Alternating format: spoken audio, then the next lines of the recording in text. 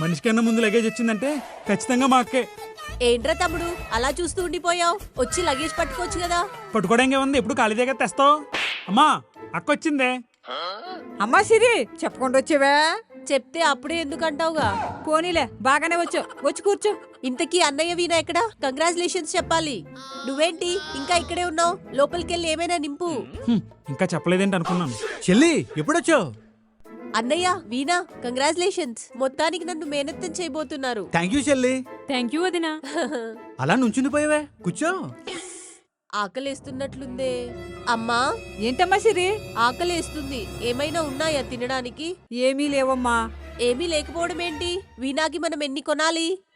నాన్నగారు ఏంటమ్మా? 5 కేజీల ఆపిల్స్, 4 కేజీలు బత్తాయి, 3 కిలోల ద్రాక్ష. మార్కెట్ లో ఏ ఉంటే ఓ పట్టుకొచ్చేసేయండి. అన్నెందుకమ్మా, వేస్ట్ అయిపోవు. వేస్ట్ ఎందుకు అవుతాయి? నేను పట్టుకెళ్తానుగా. అలాగేనమ్మా. నాన్నగారు మళ్ళీ ఏంటమ్మా? వాటితో పాటు ఈ కొన్ని సామాన్లు కూడా తీసుకొచ్చేయండి. కున్నా 100 సామాన్ల పైనే ఉన్నాయి, ఇంకా తప్పిద్దా? A few moments later. Hello అత్తయ్య గారు. పని అయిపోయిందండి, ఇప్పుడే బయలుదేరి వచ్చేస్తాను. ఈ బ్యాగ్ లో ఇన్ని ఖాళీ సంచులు పట్టుకొచ్చింది.